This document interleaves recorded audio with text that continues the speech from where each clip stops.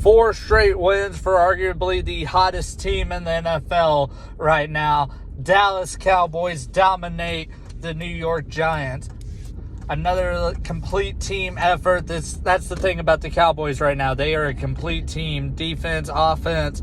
Don't really know much about their special teams, to be honest, just because you don't see them return many kicks, and we know Greg Zuerlein is what he is. But offense and defense looked good again.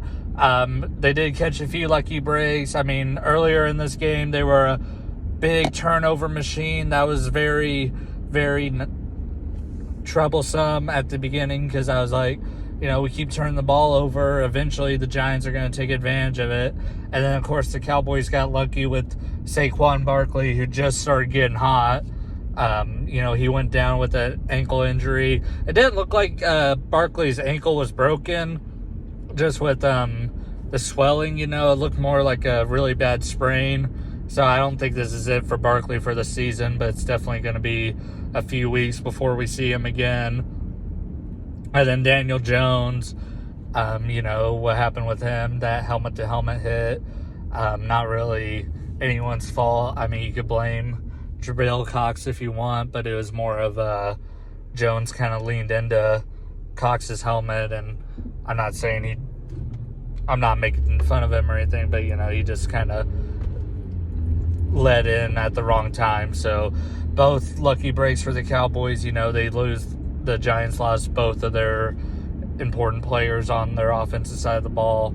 So I don't know if that really puts an asterisk on the ass kicking that Dallas delivered, but still a really good team victory. Elliott, second game in a row with over 100 yards. Should have been his third straight because he had 95 yards against the Eagles, but then they took him out before he could get to 100.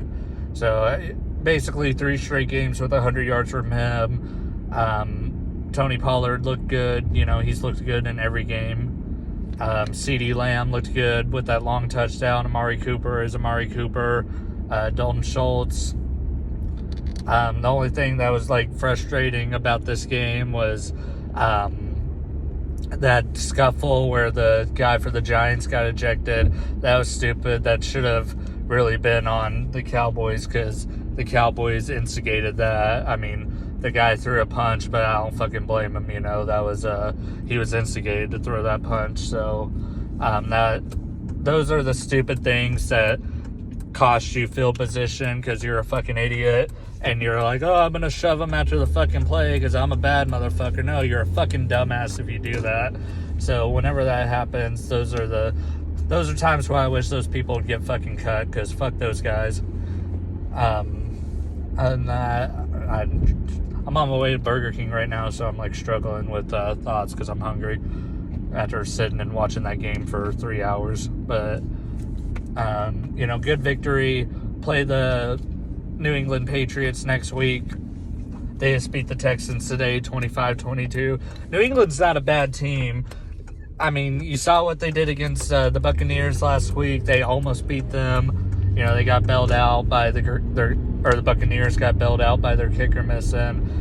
They struggled against the Texans today, but the Patriots have a lot of injuries. The Patriots aren't a bad team. They just have bad luck.